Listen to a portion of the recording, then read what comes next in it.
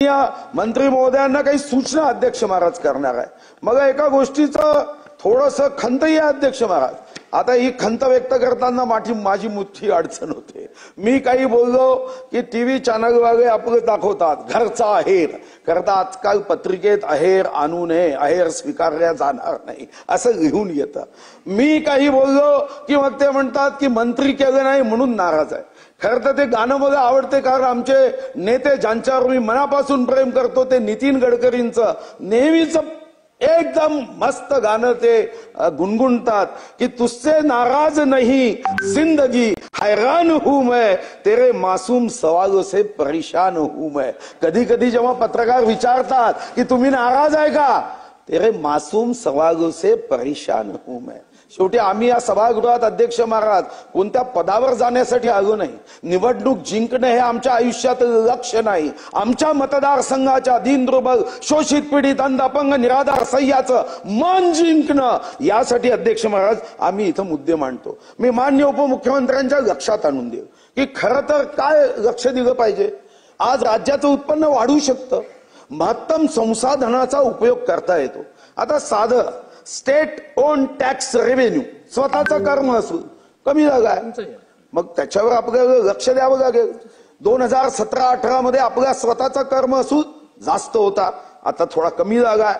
मग आपल्याला या संदर्भामध्ये जे अधिकारी चमकेश आहे, काही अधिकारी कसे असतात काम कमी चमचेगिरी जास्त, त्यांना मोठ्या पदावर देता कामा नये अध्यक्ष महाराज। ते मंत्री आले की एकदम हाजी हाजी हाजी हाजी करतात। काही अधिकारी असतात जहां भी रखेंगे भगवान की मर्जी, पण काम करतात। मग अशा सर्व व्यवस्थेमध्ये आपल्याला उत्तम अधिकाऱ्यांची टीम करता येईल का अध्यक्ष महाराज? जे अधिकारी टार्गेट पूर्ण करत नाही, मी उदाहरण देतो, 2023-24 मध्ये एक्साइज रेव्हेन्यू 25,500 आपण बजेटमध्ये सांगितलं, ऍक्च्युअल अचिव्हमेंट किती आहे? 23,222। कारण काय? महाराष्ट्रामध्ये अध्यक्ष महाराज डुप्लिकेट दारू इतक्या मोठ्या प्रमाणावर पकडल्या गेली, आपण ते दारू विकणारे कोण आहे, त्यांच्या पाठीशी कोण आहे हे करून त्यांचे पाय कायद्याच्या चौकटीत संविधानाच्या फटक्यांनी तोडले पाहिजे, तर आपला रेव्हेन्यू वाढेल। 24-25 मध्ये 3,500 कोटी रेव्हेन्यू आपण अंदाजित धरला, कालपर्यंत म्हणजे कालच्या तारखेपर्यंत 21,900 कोटी।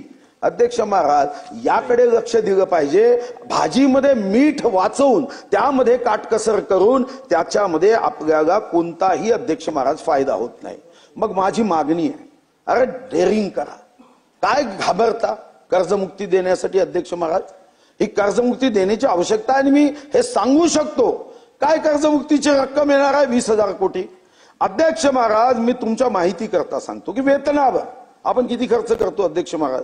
2023-24 मध्ये वेतनावरचा खर्च 1,42,718 कोटी होता। किती वाढ झाली?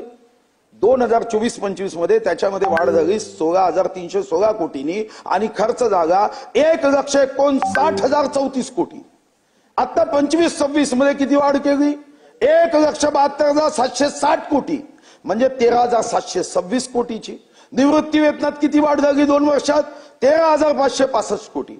म्हणजे विचार केला अध्यक्ष महाराज तर एका वर्षामध्ये अध्यक्ष महाराज आपण 29,881 कोटीची वाढ देतो। कर्मचाऱ्यांसाठी दिलीच पाहिजे। 29,881 कोटीची वाढ देताना तिजोरीत, ठीक आहे, तिजोरीत पैसे नाही अध्यक्ष महाराज, आणि आपण कर्जमुक्ती देणार नाही, ही काही योग्य भूमिका होणार नाही। मला वाटतं की तुम्ही बेल वाजवली अध्यक्ष महाराज, मग मी नाही, तुम्ही बेल वाजवल्याने इतर मुद्द्यांवर मी जात नाही, पण कृषी विद्यापीठे समृद्ध करणे, टेक्नॉलॉजीचा महत्तम उपयोग करणे, आत्मा बेशुद्ध जागा आहे त्याला कर्मचारी देणे, कारण त्याच्यामध्ये 35% कर्मचारी आहे। संजय गांधी सावन बाग योजना, कारण आता तुम्ही 2 मिनिटं देऊ शकाल की नाही? तर थांबतो अध्यक्ष महाराज, 2-3 मिनिटं देऊ शकाल ना? संजय गांधी निराधार योजना कोणाच्या सुपीक डोक्यात आलं? आता म्हणाले ऑनलाईन करावं, करा ना, केलंच पाहिजे, पण ऑनलाईन करताना मी चंद्रपूरचे आकडे देतो आहे, काय झालं? नोव्हेंबर नंतर पैसेच नाही। कारण काय?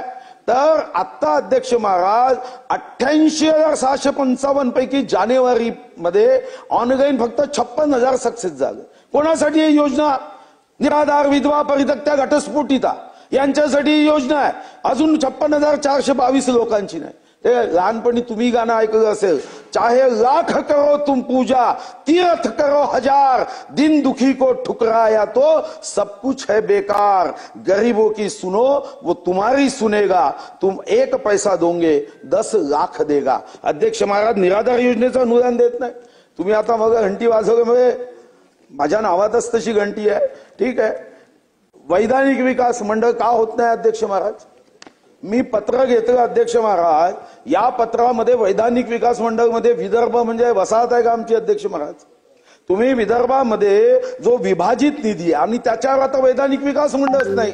माझी माननीय मुख्यमंत्री महोदयांना आग्रहाची विनंती आहे की ताबडतोब केंद्र सरकारकडे जाऊन वैधानिक विकास मंडळाची स्थापना ही ताबडतोब केली पाहिजे. क्रीडा क्षेत्रामध्ये 538 कोटी अध्यक्ष महाराज, आपल्याला मिशन ऑलिम्पिक करायचं आहे.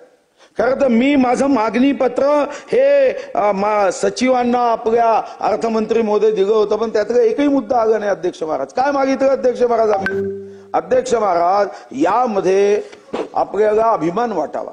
माझ्या मतदारसंघातून अध्यक्ष महाराज मी अयोध्येच्या राम मंदिराला सर्व लाकूड आम्ही पाठवलं.